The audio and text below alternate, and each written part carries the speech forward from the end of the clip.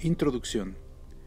En cierto vuelo transatlántico me tocó el asiento central de la fila central del avión junto a un hombre muy simpático que, viendo mi cabeza rapada y mi túnica granate, no tardó en deducir acertadamente que era budista.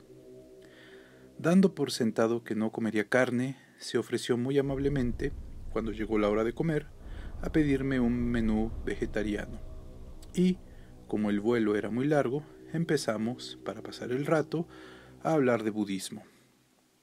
La gente suele asociar el budismo y a los budistas con la paz, la meditación y la no violencia.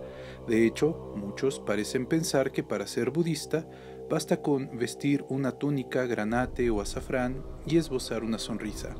Siendo, como soy, un budista entusiasta, esa reputación me enorgullece, sobre todo en su faceta no violenta, algo bastante excepcional dadas las guerras y la violencia, especialmente la violencia religiosa, que salpican nuestra época. A lo largo de toda la historia de la humanidad, la religión ha desencadenado episodios de una crueldad extraordinaria.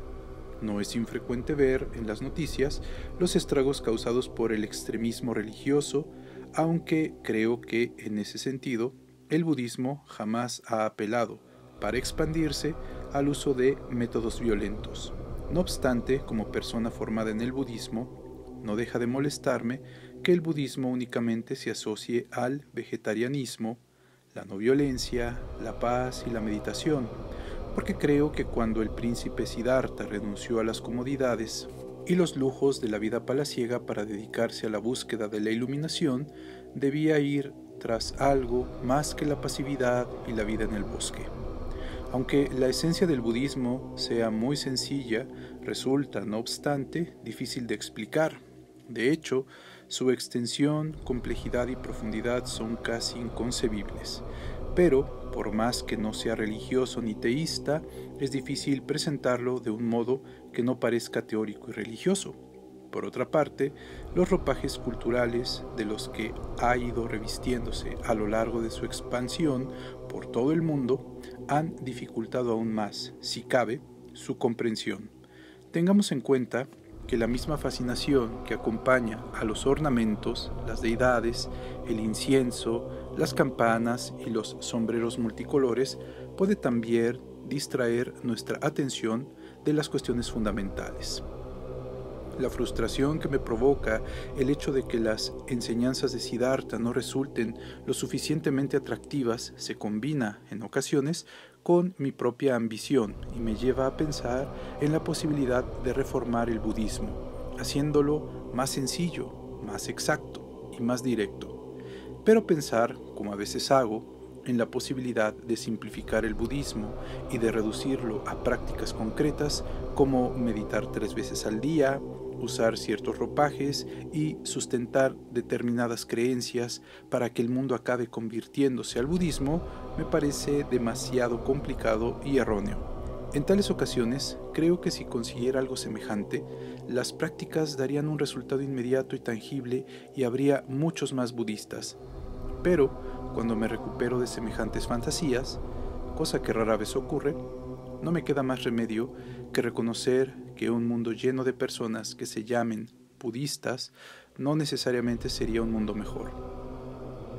Hay quienes creen erróneamente que el Buda es el dios del budismo, y también los hay que, aun en países reconocidamente budistas como Corea, Japón y Bután, tienen una visión teísta del Buda y del budismo. Por este motivo, en este libro empleo sin distinción los nombres Siddhartha y el Buda, para que el lector no olvide que Siddhartha no fue más que un hombre que acabó convirtiéndose en el Buda. Es muy comprensible que haya quienes crean que los budistas son los seguidores de ese hombre llamado el Buda, pero no debemos olvidar que el mismo Buda insistió en la necesidad de no venerar a la persona, sino la sabiduría de quien imparte la enseñanza. También hay quienes creen que la reencarnación y el karma son las creencias esenciales del budismo, pero tal visión, como muchas otras, está completamente equivocada. El budismo tibetano, por ejemplo, es llamado en ocasiones lamaísmo, y también hay quienes no creen que el Zen sea una forma de budismo. Por último, hay personas más informadas, aunque igualmente equivocadas, que emplean términos tales como vacuidad y nirvana sin entender en realidad su significado. En una conversación casual, como la que mantuve con mi compañero de viaje, el no budista puede preguntar: ¿qué le hace a uno budista? Una pregunta muy difícil porque si la persona está realmente interesada, la respuesta no se adapta con facilidad a las conversaciones de sobremesa y las generalizaciones. Además, suele provocar todo tipo de malentendidos. Supongamos, por ejemplo, que uno brinda la auténtica respuesta, es decir, la respuesta que aclara el fundamento mismo de esta tradición más que bimilenaria. En realidad, uno es budista si acepta las 4 verdades siguientes. Todas las cosas compuestas son impermanentes. Todas las emociones son dolorosas. Todas las cosas carecen de existencia inherente. El nirvana está más allá de los conceptos. Estas 4 afirmaciones, esbozadas por el mismo Buda, son conocidas como los 4 sellos. Tradicionalmente hablando, el término sello se refiere a la marca que confirma la autenticidad de algo. En aras de la simplicidad, nos referiremos a estas afirmaciones como sellos y verdades que el lector, por cierto, no debe confundir con las 4 nobles verdades del budismo, que se refieren a aspectos diferentes del sufrimiento. Pero, por más que se diga que los 4 sellos explican el budismo, no parece que la gente quiera saber mucho al respecto. Sin más explicaciones, no suelen despertar gran interés y, en la mayoría de los casos, solo sirven para desalentar a nuestro interlocutor.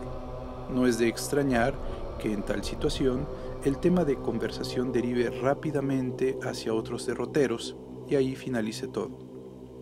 Según se dice, no deberíamos interpretar metafórica ni místicamente el mensaje encerrado en los 4 sellos, sino que deberíamos tomárnoslo literalmente y muy en serio. Pero los 4 sellos no son preceptos ni mandamientos. Basta con reflexionar un poco para advertir que no hay en ellos mención alguna a la buena o a la mala conducta, razón por la cual no deberíamos tomarlos como una moral o un ritual. Se trata, muy por el contrario, de verdades seculares basadas en la sabiduría, la preocupación fundamental del budismo. En este sentido, los principios morales y la ética son completamente secundarios, hasta el punto de que el hecho de fumar o la estupidez no le impiden a nadie convertirse en budista, aunque ello tampoco implique que se nos conceda licencia para comportarnos de manera malvada o inmoral. Hablando en un sentido amplio, la sabiduría se deriva de una mente que posee lo que los budistas denominan una visión correcta, aunque obviamente la visión correcta no se haya circunscrita al ámbito budista. La visión es, en última instancia, la que determina nuestra motivación y nuestra acción. Ella es, en el camino del budismo, la mejor de las guías. Y si, además de los 4 sellos, podemos adoptar algunas conductas sanas, seremos mejores budistas. Pero, ¿cuáles son las razones que explican que uno no sea budista? Uno no es budista si no puede aceptar que todas las cosas compuestas o creadas son transitorias y cree, por el contrario, en la existencia de alguna sustancia o concepto esencial que sea permanente. Uno no es budista si no puede aceptar que todas las emociones son dolorosas y cree, por el contrario, que algunas emociones son placenteras. Uno no es budista si no puede aceptar que todos los fenómenos son ilusorios y vacíos y cree, por el contrario, que ciertas cosas poseen una existencia inherente. Si, por último, uno cree que la iluminación existe dentro de las esferas del tiempo, el espacio y el poder, tampoco es budista. ¿Qué nos convierte entonces en budistas? Usted puede haber nacido o no en un país o en una familia budista, llevar túnica o no llevarla, afeitarse la cabeza o no afeitársela, comer carne y adorar a Eminem o a Paris Hilton, sin que nada de ello le impida ser budista. Lo único que se necesita para ser budista es aceptar que todo fenómeno es transitorio, que todas las emociones son dolorosas, que todas las cosas carecen de existencia inherente y que la iluminación está más allá de todo concepto. Tampoco es preciso, para ser budista, tener continuamente conciencia de estas 4 verdades, pero deben estar en su mente. Uno no va por ahí recordando de continuo su nombre, pero cuando le llaman responde sin dilación alguna. Así pues, cualquier persona que admita estos 4 sellos, por más que lo haga independientemente de las enseñanzas del Buda, e incluso en el caso de no haber escuchado siquiera el nombre de Buda Sakyamuni, puede considerar que se halla en su mismo camino. Al poco de explicar todo esto a mi compañero de avión, escuché unos suaves ronquidos procedentes de su asiento y me di cuenta de que estaba profundamente dormido. No pareció, pues, que nuestra charla hubiera atenuado su aburrimiento. Me gusta generalizar, y en este libro el lector encontrará muchas generalizaciones, pero me justifico a mí mismo pensando que aparte de las generalizaciones, los seres humanos no tenemos muchas formas de comunicarnos, lo que obviamente ya es una generalización. Este libro no pretende convencer a nadie para que siga al Buda Sakyamuni, se convierta en budista o practique el Dharma. Por ello, no menciono deliberadamente ninguna técnica de meditación, ni hablo tampoco de prácticas ni mantras.